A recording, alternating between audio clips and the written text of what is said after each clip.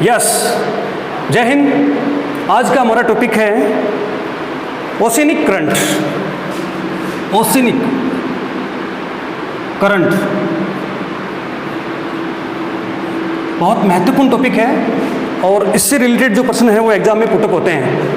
रटने की बजाय यदि इन टॉपिक्स को हम समझेंगे तो आसान रहेगा। तो ओशियनिक करंट के अंतर्गत कुछ चीज़ें फिक्स हैं। जैसे यदि हम देखें, वर्ल्ड का मानचित्र आप देख रहे हो और वर्ल्ड के मानचित्र के अंतर्गत ये जो रेखा खींची गई है, ये आप देख रहे हो इक्वेटर। इस रेखा को कहते हैं 0 डिग्री। 0 डिग्री इक्वेटर, भूमध्य रेखा। 0 डिग्री के उत्तर का जो पार्ट है, 0 डिग्री रेखा पूरे विश्व के मानचित्र को 2 भागों में बांटती है। इसका उत्तर का जो मानचित्र है उसके कहते हैं उत्तरी गोलार्ध, यानी कि 0 डिग्री के उत्तर वाला जो पार्ट है उसे उत्तरी गोलार्ध कहते हैं, और 0 डिग्री के दक्षिण वाला जो पार्ट है उसे कहते हैं दक्षिणी गोलार्ध। तो विश्व की जितनी भी ओशियनिक करंट्स हैं, महासागरीय धाराएं हैं, वो 2 भागों में विभाजित होती हैं। 0 डिग्री के उत्तर वाला जो पार्ट है वो उत्तरी महासागरीय धाराएं, और 0 डिग्री के दक्षिण वाला जो पार्ट है उसे कहते हैं दक्षिणी महासागरीय धाराएं। सबसे पहले हम बात करेंगे ओशियनिक करंट्स होती क्या हैं। वास्तव में महासागरीय जल का एक निश्चित दिशा की ओर प्रवाह, समझ रहे हो, महासागरीय जल का एक निश्चित दिशा की ओर प्रवाह ओशियनिक करंट धाराएं कहलाता है। धाराएं कहलाता है। महासागरीय जल है वो एक निश्चित दिशा में आगे की ओर बढ़ता है या एंटी क्लॉक और क्लॉकवाइज चलता है। इन सबको महासागरीय धाराएं कहते हैं। और विश्व के ये जो आप देख रहे हो एस के आकार में, ये आपका एटलांटिक महासागर है। विश्व के बीच में बिल्कुल ये देख रहे हो, ये एटलांटिक ओशियन है। ये वाला जो है वो प्रशांत महासागर पैसिफिक ओशियन है, ये भी पैसिफिक ओशियन है। और ये जो इंडियन ओशियन है, हिंद महासागर। तो आज हम इसी के माध्यम से इनको समझेंगे। सबसे पहले कुछ धाराएं हैं वो पर्टिकुलर एरिया में बहती हैं और उनका मानव जीवन पर प्रभाव पड़ता है। धाराओं की उत्पत्ति कैसे होती है उसके पीछे भी बहुत सारे कारण हैं। जैसे पृथ्वी की घूर्णन गति है, पृथ्वी अपने अक्ष पर लट्टू की भांति घूमती है, पश्चिम से पूर्व की ओर घूमती है। तो घूमने के कारण से यदि अब किसी पात्र में जल भर देंगे और उसको कोरियोलिस बल, यानी कि पृथ्वी के घूर्णन से उत्पन्न बल होता है, उसे कहते हैं कोरियोलिस बल। और कोरियोलिस बल के कारण से स्थल तो आगे बढ़ जाता है, लेकिन यदि आप किसी पात्र में पानी भरोगे, उसको झटके से ऐसे घुमाओगे तो आप देखोगे कि पात्र जैसे ही घूम रहा है तो उसका पानी है उसके अपोजिट घूमेगा। ये आप देख सकते हो प्रयोग करके। तो यही कारण है कि पृथ्वी की जो कोरियोलिस बल है, घूर्णन बल है, उसके कारण से धाराएं उत्पन्न होती हैं। इसके अलावा अलग अलग महासागर, उनमें लवणता की मात्रा है वो भी अलग अलग होती है। तो लवणता की भिन्नता के कारण से भी धाराएं उत्पन्न होती हैं महासागरों में। इसी प्रकार से वर्षा की मात्रा है, वाष्पीकरण की दर है, ये सब जो कारक हैं जिनका हम बाद में अध्ययन करेंगे। लेकिन सबसे पहले हम जो महासागरीय धाराएं हैं उनको देखते हैं। तो ये आपका जो क्षेत्र है, यहाँ पर सभी महासागरों में जो धाराएं प्रवाहित होती हैं, 10 डिग्री उत्तरी अक्षांश, 0 से 10 डिग्री का जो बीच का क्षेत्र है वो शांत क्षेत्र है, डोल्ड्रम। तो 0 डिग्री से 10 डिग्री उत्तरी अक्षांश के ऊपर ये आपकी धारा है जिसको कहते हैं उत्तरी विषुवत-रेखीय धारा, नॉर्थ इक्वेटर करंट, उत्तरी विषुवत-रेखीय धारा। समझ में आ गई? इसको आप भूमध्य रेखा भी कह सकते हो, विषुवत रेखा भी कह सकते हो, 0 डिग्री भी कह सकते हो। 0 डिग्री के उत्तर में 10 डिग्री अक्षांश से आपकी धारा शुरू होती है, उसे कहते हैं उत्तरी विषुवत-रेखीय धारा। उत्तरी विषुवत-रेखीय धारा सभी क्षेत्रों में। ये भी आप देख लो, यहाँ पे हिंद महासागर है और ये जो धारा है उसका नाम है उत्तरी विषुवत-रेखीय धारा।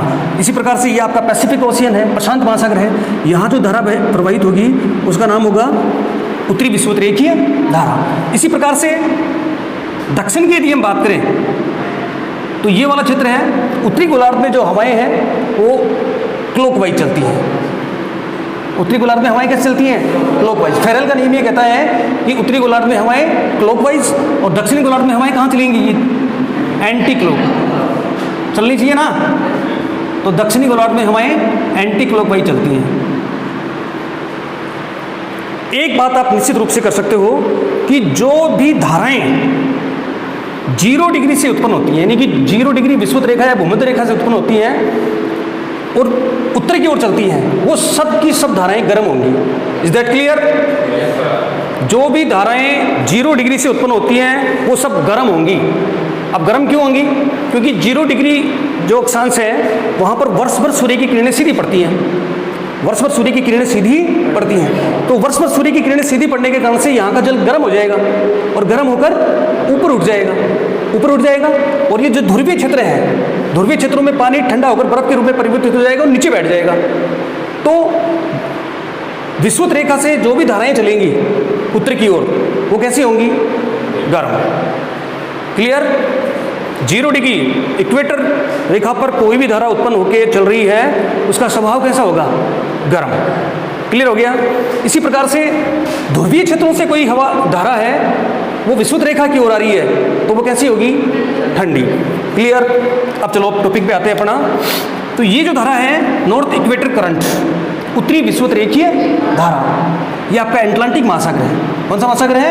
अटलांटिक महासागर। तो अटलांटिक महासागर के अंतर्गत ये जो धारा है वो 10 डिग्री उत्तरी अक्षांश से शुरू होती है और 10 डिग्री उत्तरी अक्षांश से शुरू होकर पश्चिम की ओर आगे बढ़ती है और यहाँ ये तट से टकराकर, जैसे कि तट की स्थलाकृतिक संरचना है, ऊपर की ओर मुड़ जाती है। ऊपर की ओर मुड़ती है तो यहाँ ये द्वीप समूह कैरिबियाई द्वीप है। ये क्या चीज़ है? कैरिबियाई द्वीप समूह है, कैरिबियाई द्वीप समूह। और यहाँ पर ये जो छोटा सा द्वीप देख रहे हो, यहाँ पर पहाड़ियाँ हैं, एंटीलीज की पहाड़ियाँ। कौन सी पहाड़ियाँ हैं? एंटीलीज की पहाड़ियाँ, एंटीलीज की पहाड़ियाँ, ये वाला क्षेत्र है। तो जैसे ये धारा आगे बढ़ती है, उत्तरी विषुवत रेखा धारा, ये आपकी टकराती है कैरिबियन द्वीप समूह से और ये कैरिबियन द्वीप समूह से टकराकर 2 भागों में बट गई। ये जो इसकी शाखा है इसको नाम दे दिया एंटीलीज की धारा, एंटीलीज की धारा। और इसकी जो दूसरी शाखा है ये आपकी आगे बढ़ती है और ये जो तट है इसको कहते हैं फ्लोरिडा का तट, फ्लोरिडा का तट। तो इसको नाम दे दिया आपकी फ्लोरिडा की धारा। क्लियर? कहीं कोई दिक्कत नहीं है। जैसे ही उत्तरी विषुवत रेखा की धारा आगे बढ़ती है कैरिबियाई द्वीप समूह से टकराती है, यहाँ जो क्षेत्र है एंटीलीज की पहाड़ियाँ हैं, एंटीलीज की पहाड़ियों से टकराती है तो उसका नाम दे दिया एंटीलीज की धारा। और ये वाला जो क्षेत्र है ये है फ्लोरिडा तट। कौन सा तट है? फ्लोरिडा तट। तो यहाँ इसका नाम दे दिया फ्लोरिडा की धारा। नेक्स्ट, इसके बाद में ये धारा आगे जाकर मिलती है, दोनों धाराएं हैं, एंटीलीज की धारा और फ्लोरिडिक धारा आगे संयुक्त रूप से मिलती है और आगे बढ़ती हैं, लंबा मार्ग तय करती हैं। यहाँ जो नॉर्थ अमेरिका, संयुक्त राज्य अमेरिका के लोग हैं वो इसको नाम देते हैं गल्फ स्ट्रीम की धारा, गल्फ स्ट्रीम, गल्फ स्ट्रीम की धारा। देखो यहाँ से देखो ये भी गर्म धारा है क्योंकि ये विषुवत रेखा से शुरू हो रही है। इसके बाद में ये 2 भागों में बट गई, एंटीलीज की धारा, फ्लोरिडा की धारा, ये भी गर्म है। और इसके बाद में ये दोनों मिल जाती हैं युकटन चैनल के आसपास, युकटन चैनल के आसपास दोनों मिल जाती हैं तो इसको नाम दे दिया गल्फ स्ट्रीम की धारा, गल्फ स्ट्रीम की धारा। स्ट्रीम धारा तो है लेकिन यहाँ पर इसको गल्फ यानी खाड़ी, क्योंकि ये जो खाड़ी वाला क्षेत्र है ये मैक्सिको की खाड़ी है। ये जो आप देख रहे हो इस खाड़ी का नाम है मैक्सिको की खाड़ी। तो जैसे ही मैक्सिको की खाड़ी से नाम ये धारा निकलती है इसको नाम दे दिया गल्फ स्ट्रीम। स्ट्रीम का मतलब ये है कि इसका प्रवाह बहुत ज़्यादा तेज होता है, ये बहुत तीव्र गति से बहती है। तो तीव्र गति से धारा बहती है तो उसको कहते हैं स्ट्रीम। तो ये गल्फ स्ट्रीम की धारा है और गल्फ स्ट्रीम की धारा है वो संयुक्त राज्य अमेरिका के पूर्वी तट के सारे आगे बढ़ती है, संयुक्त राज्य अमेरिका के पूर्वी तट के सारे आगे बढ़ती है और ये आपकी पहुंच जाती है न्यू फाउंडलैंड तक। कहाँ तक पहुंच जाती है? ये संयुक्त राज्य अमेरिका का जो तटीय क्षेत्र है इसको नाम है न्यू फाउंडलैंड, न्यू फाउंडलैंड। अभी क्या होता है, ये जो आप देख रहे हो ये क्षेत्र, यहाँ से मैं डॉट में कर रहा हूँ, डॉट डाल के कर रहा हूँ। ये डॉट का मतलब है ठंडी धाराएं। तो यहाँ से ध्रुवीय क्षेत्र की ओर धारा आ रही है। ये जो क्षेत्र है बीच वाला इसका नाम है लेब्राडोर सागर। कौन सागर है? लेब्राडोर सागर। तो लेब्राडोर सागर से एक धारा आती है। अब आप समझ सकते हो कि लेब्राडोर से आ रही है यानी कि ध्रुवीय क्षेत्रों से आ रही है तो इसका स्वभाव कैसा होगा? ठंडी। बिल्कुल, ये धारा है वो कैसी है? ठंडी। तो लेब्राडोर तट से निकलने वाली, लेब्राडोर सागर से निकलने वाली जो धारा है वो ठंडी है और ये धारा है वो न्यू फाउंडलैंड के आसपास आकर मिलती है। गल्फ स्ट्रीम और लेब्राडोर, गल्फ स्ट्रीम और लेब्राडोर की धाराएं हैं। चूंकि गल्फ स्ट्रीम कैसी है? गर्म जल की धारा है। लेब्राडोर कैसी है? ठंडी जल की धारा है। तो गर्म और ठंडी जल की धाराएं न्यू फाउंडलैंड के तट पे मिलती हैं तो इनसे घना कोहरा छाता है और यहाँ पर बहुत अधिक मात्रा में मछलियाँ पकड़ी जाती हैं। मछलियाँ इसलिए पकड़ी जाती हैं कि लैब्राडोर की धारा के साथ में ठंडी धारा है तो इसके साथ में प्लैंकटन होता है। प्लैंकटन है वो मछली का प्रिय भोजन है। छोटे जीव होते हैं समुद्री जीव, प्लैंकटन। तो प्लैंकटन प्रचुर मात्रा में है किसके साथ में? लैब्राडोर की धारा के साथ में। और जो गल्फ स्ट्रीम की धारा है उसके साथ में पर्याप्त मात्रा में मछली है। तो जहाँ पर अब ये मछलियाँ अति संवेदनशील होती हैं, सेंसिटिव होती हैं, तो जैसे ये धारा मिलती है यहाँ पर घना कोहरा छाता है, घना कोहरा छाता है। अब घना कोहरा छाता है और यहाँ पर विश्व की बहुत अधिक मछलियाँ पकड़ी जाती हैं। बहुत उन्नत क्षेत्र है फिशिंग के लिए ये, और इसका नाम है ग्रांड बैंक। बहुत महत्वपूर्ण क्वेश्चन है ये। कौन सी धाराओं के मिलने से ग्रांड बैंक का निर्माण होता है? तो गल्फ स्ट्रीम और लैब्राडोर, गल्फ स्ट्रीम और लैब्राडोर की धाराएं न्यू फाउंडलैंड के तट के आसपास में मिलती हैं और इनके मिलने से बहुत अधिक मछलियां पकड़ी जाती हैं। इसको कहते हैं grand bank, grand bank. Clear? यहाँ तक कोई दिक्कत नहीं है आपको?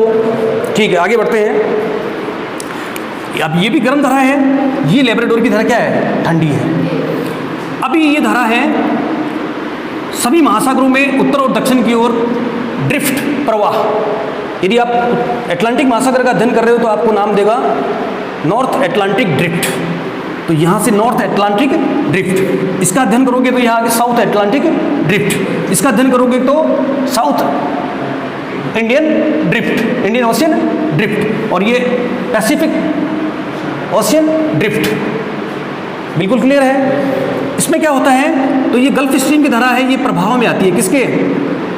ड्रिफ्ट के, उत्तरी अटलांटिक प्रवाह, उत्तरी अटलांटिक प्रवाह। और उत्तरी अटलांटिक प्रवाह के साथ में ये आगे बढ़ती है, लेकिन इससे पहले इसमें एक धारा आकर मिलती है यहाँ उत्तर में। ये जो आप देख रहे हो इसका नाम है ग्रीनलैंड, ग्रीनलैंड।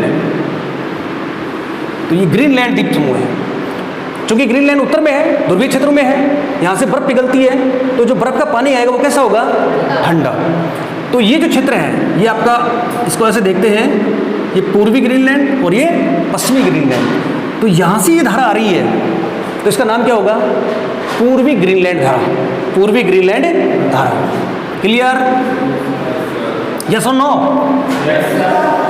तो पूर्वी ग्रीनलैंड, पूर्वी ग्रीनलैंड की धारा है वो आकर आपकी इसमें मिलती है, किसमें? उत्तरी अटलांटिक ड्रिफ्ट। ये पार्ट तो इसी का है, गल्फ स्ट्रीम का। अब इसके बाद में क्या होता है, ये धारा और आगे बढ़ती है, और आगे बढ़ती है। यहाँ एक छोटा सा द्वीप है आइसलैंड, आइसलैंड। कौन सा द्वीप है? आइसलैंड। यहाँ ये धारा आगे बढ़ती है, एक शाखा इसकी ब्रांच है वो आगे निकल जाती है, इसका नाम है हर्मिंगर, हर्मिंगर, हर्मिंगर की धारा। इसके बाद में ये धारा आगे और बढ़ती है, आगे बढ़ती है और ये चली जाती है आपकी नॉर्वे। ये जो आप देख रहे हो ये क्या है? नॉर्वे, नॉर्वे तक पहुंच जाती है गल्फ स्ट्रीम की धारा। ये गर्म है। पूर्वी ग्रीनलैंड कैसी है? ठंडी है, ध्रुवीय क्षेत्रों से आ रही है। मैंने कहा था कि उत्तर से जो भी धाराएं आएंगी वो ठंडी होंगी, और विषुवत रेखा से जो भी धाराएं चलेंगी वो कैसी होंगी? गर्म होंगी। ये एग्जाम में प्रश्न आते हैं खूब सारे। तो ये जो धारा है इसका नाम दे दिया नॉर्वेजियन धारा, नॉर्वेजियन धारा। ठीक है, हर्मिंगर धारा होगी, पूर्वी ग्रीनलैंड धारा होगी। पूर्वी ग्रीनलैंड ठंडी है, हर्मिंगर गर्म है, नॉर्वेजियन की धारा ये भी गर्म है। और एक शाखा इसकी दक्षिण की ओर, ये जो आप देख रहे हो ये है बिस्के की खाड़ी, बिस्के की खाड़ी और फ्रांस, यहाँ तक ये पहुँच जाती है, ये भी है गर्म। तो इसका नाम हो गया, इसका जो नाम है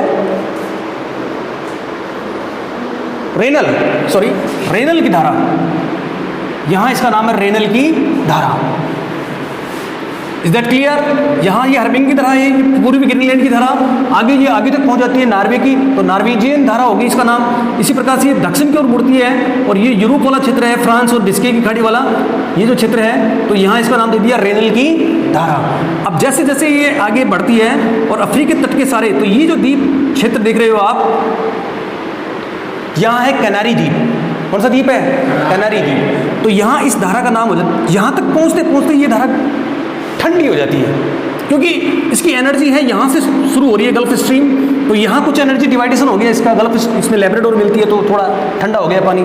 इसके बाद में उत्तरी अटलांटिक ड्रिफ्ट इसमें मिल गया। ड्रिफ्ट विस्तृत क्षेत्र होता है तो ये और ठंडी हो गई, थोड़ा इसका टेम्परेचर और कम हो गया। फिर इसके बाद में ये आगे चली गई, यहाँ तक पहुँच गई।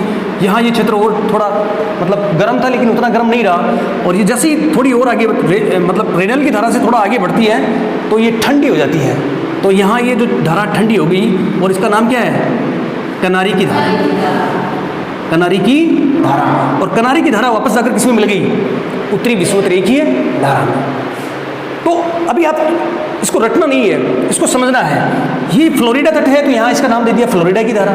ये एंटीलेज की पहाड़ियाँ हैं तो यहाँ इसको नाम दे दिया एंटीलेज की धारा। यहाँ ये गल्फ से निकलती है, खाड़ी से स्ट्रीम तीव्र प्रवाह है तो यहाँ इसको नाम दे दिया गल्फ स्ट्रीम की धारा। ये लैब्राडोर सागर है। कौन सागर है? लैब्राडोर सागर। तो यहाँ इसको नाम दे दिया लैब्राडोर की धारा। ये उत्तरी अटलांटिक ड्रिफ्ट है। यहाँ से एक ठंडी धारा आती है क्योंकि उत्तर से आ रही है, ध्रुवीय क्षेत्रों से ठंडी होगी। तो ये पार्ट जो है वो कौन सा पार्ट है? पूर्वी ग्रीनलैंड। पूर्वी ग्रीनलैंड। तो यहाँ से धारा आएगी तो कौन सी होगी? ठंडी होगी। तो उसका नाम दे दिया पूर्वी ग्रीनलैंड धारा। ये धारा जो आगे तक चली गई नॉर्वे तक पहुंच गई तो इसको नॉर्वेजियन की धारा। अब रटना क्या है, समझना है इसको। नॉर्वे में जा रही है तो नॉर्वेजियन की धारा। इसी प्रकार से आइसलैंड के पास में हर्मिंजर की है तो ये हर्मिंजर की धारा होगी। इसी प्रकार से ये जो यूरोप वाला क्षेत्र है यहाँ तक ये पहुँचती है तो इसको नाम दे दिया रेनल की धारा।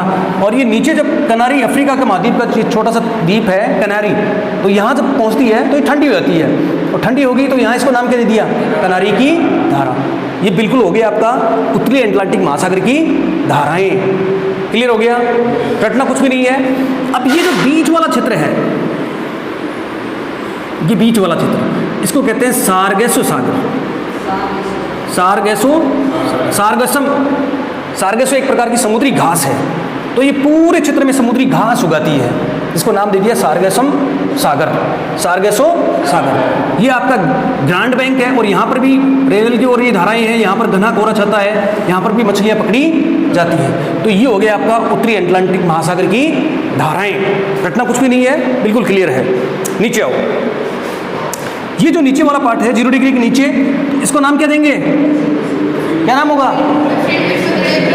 दक्षिणी विषुवत-रेखीय धारा। बिल्कुल।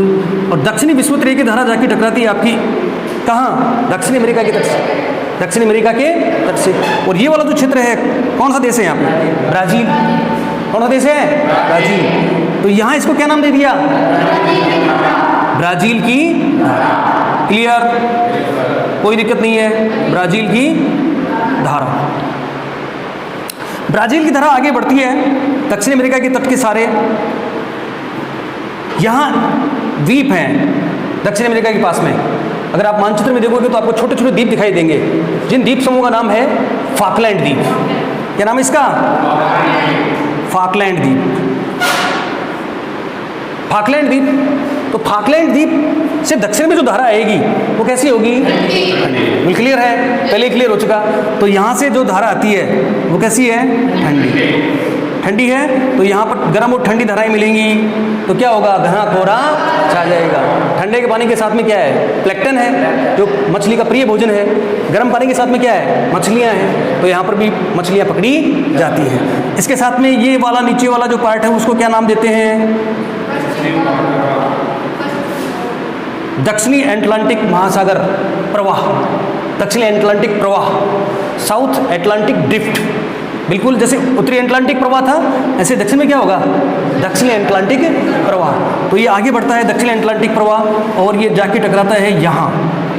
ये जो क्षेत्र है दक्षिण अफ्रीका का, यहाँ पर द्वीप है बेंगुला। कौन सा द्वीप है? बेंगुला। तो ये बेंगुला से टकराती है, बेंगुला। तो यहाँ इस धारा का नाम क्या हो जाएगा? बेंगुला की धारा। और बेंगुला की धारा कैसी है? ठंडी। Very good. बिल्कुल रटना नहीं है, समझना है। और बेंगुला की धारा कहाँ जाके मिल जाएगी वापस? दक्षिणी विषुवत-रेखीय धारा में। ये हो गया आपका दक्षिणी अटलांटिक महासागर की धाराएं। एक बार दोबारा देखो इसको। साउथ इक्वेटर करंट, दक्षिणी विषुवत-रेखीय धारा जाके टकराएगी दक्षिण अमेरिका की ब्राजील के तट से, तो इसका नाम हो गया ब्राजील की धारा। ब्राजील की धारा ब्राजील के तट के सारे दक्षिण की ओर आगे बढ़ती है। तो दक्षिण में इसमें अंटार्कटिका से एक धारा आकर मिलती है जिसका नाम है फाकलैंड की धारा। और फाकलैंड की धारा क्या है? ठंडी है, तो यहाँ घना कोहरा छा जाता है, यहाँ पर मछलियाँ पकड़ी जाती है। इसके बाद में ये नीचे आपका है दक्षिणी अटलांटिक प्रवाह। दक्षिणी अटलांटिक प्रवाह के साथ साथ में ये धारा आगे बढ़ती है और ये दक्षिण अफ्रीका के तट से जाके टकराती है। और यहाँ ये तट का नाम क्या है? बेंगुला तट। बेंगुला तट, तो इस धारा का नाम भी क्या हो गया? बेंगुला तट। अब यहाँ तक पहुँचते पहुँचते ये धारा कैसी हो जाएगी? ठंडी। तो बेंगुला की धारा कैसी है? ठंडी। और ये ठंडी धारा जाकर किसमें मिल गई? दक्षिण विषुवत की धारा में जाकर मिल जाती है। अब आप एक चीज समझो, यहाँ पर जितने भी महाद्वीप हैं और महाद्वीपों के जो पश्चिमी भाग हैं वहाँ पर आपको मरुस्थल दिखाई देंगे। जैसे ये कालाहारी मरुस्थल है। कौन सा मरुस्थल है? इसका मुख्य कारण क्या है? बेंगुला की धारा। बेंगुला की धारा, क्योंकि बेंगुला की धारा ठंडी है। इसी प्रकार से ये आपका विश्व का सबसे बड़ा मरुस्थल है। क्या नाम है? सहारा का मरुस्थल। और सहारा के मरुस्थल होने का कारण क्या है? कनारी की धारा। किनारी की धारा ठंडी है, वाष्पीकरण नहीं होगा, वर्षा नहीं होगी। क्लियर हो गया? तो महाद्वीपों के पश्चिमी तटों पर ही मरुस्थल क्यों पाए जाते हैं? ठंडी जलधाराओं के कारण। ठंडी जलधाराओं के। क्लियर हो गया? नेक्स्ट, ये आटाकामा का मरुस्थल है। आटाकामा का मरुस्थल है, यहाँ पर भी ठंडी धारा पड़ती है, इसी कारण से यहाँ पर मरुस्थल पाया जाता है। तो ये हो गया आपका अटलांटिक महासागर की धाराएं। नेक्स्ट, ये आपका है हिंद महासागर की धाराएं। हिंद महासागर की धाराएं बिल्कुल ईजी है। हिंद महासागर की धाराओं के अंतर्गत वही 0 डिग्री से उत्तर में 10 डिग्री अक्षांश से जो धारा प्रवाह प्रारंभ होती है उसका नाम क्या है? उत्तरी विषुवतरेखीय धारा। सब में है। तो यहाँ से ये उत्तरी विषुवतरेखीय धारा शुरू होती है। और ये जो देश है ये आपका देख रहे हो, ये है सोमालिया, अफ्रीका में। क्या है ये? सोमालिया। रटना कुछ भी नहीं है, क्षेत्रों के नाम, जो देश हैं उनके नाम, क्षेत्र हैं उनके नाम याद रखो आप, क्लियर हो जाएगा। तो ये जाके टकराती है आपकी सोमालिया से, और सोमालिया से टकराने के बाद में ये उत्तर की ओर मुड़ जाती है। तो यहाँ इसका नाम क्या हो गया? सोमालिया की धारा। सोमालिया की धारा। और सोमालिया की धारा है वो आगे बढ़कर कहाँ प्रवेश करती है? भारत में। तो इसकी दिशा क्या है? दक्षिण से उत्तर की ओर। दक्षिण से उत्तर की ओर। ये इसका नाम है। ये मानसूनी पवनों के समानांतर चलती है, यानी कि मानसूनी पवनें इस सोमालिया के पवनों को अपनी ओर अट्रैक्शन करती हैं, आकर्षित करती हैं। तो यहाँ इसका नाम हो जाएगा दक्षिणी पश्चिमी मानसून। दक्षिणी पश्चिमी मानसून पवनों के संपर्क में आकर इसकी दिशा दक्षिण से पश्चिम की ओर हो जाती है। दक्षिण से पश्चिम की ओर। इसी प्रकार से शीतकाल में उल्टा हो जाएगा, जाड़े की ऋतु में उल्टा हो जाएगा। जाड़े की ऋतु में इसकी दिशा कैसे हो जाएगी? उत्तर से पूर्व की ओर। उत्तर से पूर्व की ओर। पूर्व की ओर होगी कि नहीं होगी? लौटता हुआ मानसून।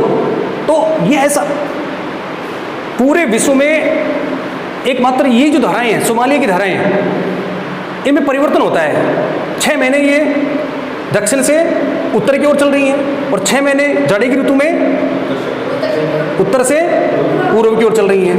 कुल मिलाकर देखा जाए तो ये सर्किल ऐसा चलता रहेगा इसी में। नेक्स्ट, 0 डिग्री रेखा के दक्षिण में दक्षिण विषुवतरेखीय धारा। दक्षिण विषुवतरेखीय धारा। दक्षिण विषुवतरेखीय धारा आपकी आगे बढ़ती है अफ्रीका का जो कौन सा तट है? ये तट कौन सा है? उत्तर, दक्षिण और ये पूर्वी तट। पूर्वी तट यहाँ टकराती है और यहाँ टकराने के बाद में ये दक्षिण की ओर मुड़ जाती है। दक्षिण की ओर मुड़ जाती है। और यहाँ मेडागास्कर है। क्या है ये? मेडागास्कर। मेडागास्कर। तो मेडागास्कर से टकराती है। इसकी एक शाखा तो मेडागास्कर और अफ्रीकी तट है, इसके बीच से निकलती है। और यहाँ एक देश है मोजाम्बिक। कौन सा देश है? मोजाम्बिक। तो मोजाम्बिक देश है, तो इसके हिसाब से इसका नाम रख दिया मोजाम्बिक की धारा। मोजाम्बिक की धारा। ये आपका मेडागास्कर है, तो इसकी जो अनोदर ब्रांच दूसरी शाखा है वो इसके पास से निकलती है, तो यहाँ इसको नाम दे दिया मेडागास्कर की धारा। क्लियर? मोजाम्बिक में बीच से निकल रही है तो मोजाम्बिक देश है, तो यहाँ इसका नाम दे दिया मोजाम्बिक की धारा। इसी प्रकार से ये जो क्षेत्र है मेडागास्कर है। कौन है ये? मेडागास्कर। तो मेडागास्कर के पास से निकल रही है तो इसका नाम दे दिया मेडागास्कर की धारा। क्लियर? अब ये दोनों धाराएं आगे जाके मिल जाती है संयुक्त रूप से, तो मिल जाती हैं तो इसको नाम दे दिया, यहाँ अगुलाहास है, एक क्षेत्र का नाम है अगुलाहास। बिल्कुल। तो यहाँ इसको नाम दे दिया अगुलाहास। अगुलाहास की धारा दोनों मिल जाएंगी। कौन सी? मोजाम्बिक की धारा और मेडागास्कर की धारा। अब दोनों मिल गई तो इसको अगुलाहास नाम दे दिया। और अगुलाहास की धाराएं हैं वो आगे बढ़ती हैं। और नीचे से कौन सी धारा आती है?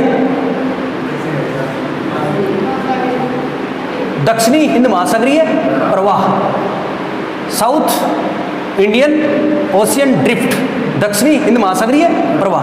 तो दक्षिणी हिंद महासागरीय प्रवाहों के साथ साथ ये धारा आगे बढ़ती है, आगे बढ़ती है बिल्कुल। और ये जाकर कहाँ टकराएगी?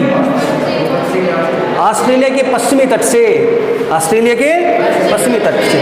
अब यहाँ तक पहुँचते पहुँचते ये नीचे से कोई धारा ऊपर की ओर चलेगी तो कैसी होगी वो? ठंडी। क्लियर है? तो यहाँ ये धारा उत्तर की ओर मुड़ जाएगी ऑस्ट्रेलिया के पश्चिमी तट से टकराकर, तो यहाँ ये ठंडी धारा होगी। कैसी धारा होगी? ठंडी। क्लियर?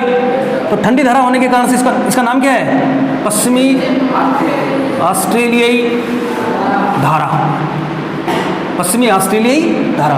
और पश्चिमी ऑस्ट्रेलियाई धारा आके जाके किसमें मिल गई? दक्षिणी विषुवत-रेखीय धारा में जाकर मिल जाती है। एक बार इसको दोबारा देख लीजिए। यहाँ से इसका नाम है दक्षिणी विषुवत-रेखीय धारा। यहाँ से दक्षिण अफ्रीका के तट के साथ साथ बहती है। दक्षिण अफ्रीका के तट में मेडागास्कर से टकराती है। यहाँ मोजाम्बिक देश है तो मोजाम्बिक की धारा, यहाँ मेडागास्कर के पास से निकलती है तो उसको मेडागास्कर की धारा। दोनों मिलती हैं तो क्या हो गया? आगुलाहास की धारा। ये भी क्रम है। इसके साथ में ये आगे आपका दक्षिणी हिंद महासागरीय प्रवाह, और दक्षिणी हिंद महासागरीय प्रवाह जाके टकराया आपका कहाँ? ऑस्ट्रेलिया के पश्चिमी तट से, ऑस्ट्रेलिया के पश्चिमी तट से। तो यहाँ इसको नाम दे दिया क्या? पश्चिमी ऑस्ट्रेलियन धारा, पश्चिमी ऑस्ट्रेलियाई धारा। क्योंकि ये धारा कहाँ चल रही है? नीचे से ऊपर की ओर, नीचे से ऊपर की ओर। और नीचे से ऊपर की ओर चलेगी तो धारा कैसी होगी? ठंडी। और ये धारा जाकर किसमें मिल गई? दक्षिण विषुवत-रेखीय धारा में जाकर मिल जाएगी। तो ये हो गया आपका इंडियन ओशियन करंट्स, हिंद महासागर की धाराएं। अब लास्ट जो आपका बचता है ये आपका है पैसिफिक ओशियन, प्रशांत महासागर, प्रशांत महासागर। और प्रशांत महासागर में जो धाराएं चलती हैं, क्योंकि इसको गोल कर दें, पृथ्वी हमारी गोल है, ग्लोब है, तो गोल में देखेंगे तो यहाँ से जो धारा चलेगी उसको उत्तरी विषुवत-रेखीय धारा, नॉर्थ इक्वेटर करंट, उत्तरी विषुवत-रेखीय धारा। अब उत्तरी विषुवत-रेखीय धारा कहाँ निकलेगी? यहाँ निकलेगी ना? बिल्कुल निकलेगी। तो ये जाके टकराएगी आपकी फिलीपाइंस द्वीप समूह। ये जो क्षेत्र है क्या नाम है इसका? फिलीपाइन द्वीप समूह है, फिलीपाइन द्वीप समूह है। फिलीपाइन द्वीप समूह से टकरा के इस धारा उत्तर की ओर बढ़ जाएगी। कहाँ बढ़ेगी? उत्तर की ओर। उत्तर की ओर बढ़ेगी तो यहाँ इसको नाम दे दिया क्यूरोसियो की धारा। क्या नाम है इसका? क्यूरोसियो की धारा, क्यूरोसियो की धारा। और क्यूरोसियो की धारा है वो जापान के तट के सारे आगे बढ़ती है। जापान है, ठीक है। एक धारा इसके जापान के और कोरिया के बीच से निकलती है। कोरिया, जापान और कोरिया के बीच से निकलती है। तो कोरिया और जापान के बीच से निकलती है तो यहाँ इसका नाम है सुशीमा की धारा, सुशीमा की धारा। बिल्कुल क्लियर होगा? क्यूरोसियो और सुशीमा की धारा, क्यूरोसियो और सुशीमा की धारा आगे बढ़ती है।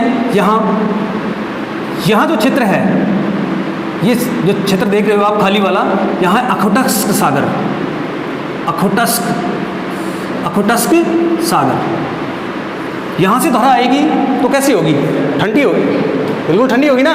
तो ये भी धारा आके इसमें मिल जाती है, ठंडी धारा है। इसी प्रकार से यहाँ से एक धारा आती है उत्तरी ध्रुवीय क्षेत्र से, बेरिंग सागर से। ये बेरिंग सागर है, यहाँ से धारा आती है, वो भी ठंडी है। उसका नाम है क्यूराइल की धारा, क्यूराइल की धारा। जापान ने इसका नाम रखा ओयोसियो की धारा, ओयोसियो की धारा। बिल्कुल क्लियर, कंफ्यूजन नहीं होना है। ओयोसियो मतलब जापान में जो उत्तर का क्षेत्र होता है उसको ओयोसियो कहते हैं। क्या कहते हैं? ओयोसियो, ऊपर से आने वाला, सियो खारा, ऊपर से आने वाली खारे जल की धारा, तो इसको जापानी नाम क्या दिया? ओयोसियो। क्यूराइल क्षेत्र है, क्यूराइल द्वीप समूह है तो इसको क्यूराइल नाम दे दिया, ठंडी है। ओखोटस्क सागर से निकलती है, ओखोटस्क की धारा नाम दे दिया, ठंडी है। ठीक है, कोई दिक्कत नहीं है। क्यूरोसियो जापानी शब्द है। क्यूरो का मतलब होता है काली और सियो का मतलब होता है खारा, काली और खारे पानी की धारा, काली और खारे पानी की धारा। आपको पता होना चाहिए कि पैसिफिक ओशियन है, प्रशांत महासागर, यहाँ पर ज्वालामुखी पाए जाते हैं। विश्व में सबसे अधिक ज्वालामुखी कहाँ होते हैं? जापान के पास में होते हैं, प्रशांत महासागर में। तो यहाँ पर ज्वालामुखी से निकलने वाली राख है, लावा है, धूल धुआं वगैरह जो होता है, उसके कारण से ये धारा काली हो जाती है। क्या हो जाती है? काली। रटना कुछ भी नहीं है, तो इसको नाम दे दिया क्या? क्यूरोसियो की धारा। और क्यूरोसियो की धारा आगे बढ़ती है तो इससे ओयोसियो जापानी भाषा का शब्द है जिसका मतलब है ऊपर से, ओयोसियो ऊपर से आने वाली खारे पानी की धारा। तो यहाँ ये टकराती है दोनों, जापान के उत्तर में और यहाँ पर विश्व की सबसे अधिक मछलियाँ पकड़ी जाती हैं। क्यूरोसियो या आयोसियो एक ही नाम है, और क्यूरोसियो, आयोसियो और क्यूरेल, ये धाराएं टकराती हैं और यहाँ पर विश्व की सबसे अधिक मछलियाँ पकड़ी जाती हैं। इसके बाद में ये धारा कहाँ निकलेगी? यहाँ निकलेगी, बिल्कुल वहाँ से। ये आपका उत्तरी प्रशांत महासागरीय प्रवाह आ गया, उत्तरी प्रशांत महासागरीय प्रवाह, और यहाँ ये टकराएगी तो एक धारा इसकी उत्तर में घूम जाएगी। हाँ, घूम जाएगी उत्तर में। और ये वाला जो क्षेत्र है ये आपका क्या है? अलास्का। अब यहाँ ये गलती होती है, अलास्का ठंडा क्षेत्र है, बर्फ जमी हुई है, तो अधिकांश जो विद्यार्थी होते हैं वो गलत करते हैं। यहाँ पर एग्जाम में प्रश्न आएगा अलास्का की धारा कैसी है, तो अधिकांश बच्चे हैं वो क्या करते हैं? ठंडी, लेकिन वास्तव में क्या है? गर्म, क्योंकि ये जो क्षेत्र है वो आगे तक बढ़ रहा है, तो ये धारा गर्म है, अलास्का की धारा। इसके बाद में ये धारा कहाँ चली है? नीचे में। अब नीचे में चली है तो यहाँ ये है कैलिफोर्निया, क्या है? कैलिफोर्निया। तो यहाँ इस धारा का नाम क्या हो गया? कैलिफोर्निया की धारा। क्लियर? कैलिफोर्निया की धारा। तो कैलिफोर्निया की धारा है, अब ऊपर से नीचे की ओर आ रही है, यानी कि ध्रुवीय क्षेत्रों से नीचे की ओर आ रही है, तो कैसी होगी? ठंडी। कैसी होगी? ठंडी। तो ये कैलिफोर्निया की धारा है, और कैलिफोर्निया की धारा जाकर किसमें मिल गई? उत्तरी विश्वविद्यालय की धारा में जाकर मिल गई। क्लियर? कोई दिक्कत नहीं है, रटना नहीं है, बिल्कुल समझना है। ठीक है? क्षेत्र के नाम ध्यान रखो, अपने आप ही आएगा। बड़ा टिपिकल ये चैप्टर है, और इससे रिलेटेड हर साल यूपीएससी के एग्जाम में, आरएस के एग्जाम में, टीचर्स के एग्जाम में, और विशेषकर जो कंपटीशन के एग्जाम लगते हैं उनमें इनसे रिलेटेड प्रश्न आते हैं, घुमा फिरा कर देते हैं आजकल। ठीक है, तो ये हो गया उत्तरी प्रशांत महासागर की धारा। नेक्स्ट लास्ट है ये दक्षिणी प्रशांत महासागर में ये जो धारा चलेगी उसका नाम क्या होगा? दक्षिणी विश्वविद्यालय धारा। कहाँ निकलेगी? यहाँ निकलेगी दक्षिणी विश्वविद्यालय की धारा। कहाँ टकराएगी? ये ऑस्ट्रेलिया का कौन सा तट है? पूर्वी तट। कौन तट है? पूर्वी तट। तो ये ऑस्ट्रेलिया के पूर्वी तट से टकराती है। कहाँ टकराती है? पूर्वी तट। तो यहाँ नाम दे दिया पूर्वी ऑस्ट्रेलियाई धारा। कैसी है? गर्म है, ऊपर से आ रही है ना, विषुवत रेखा से आ रही है तो गर्म होगी।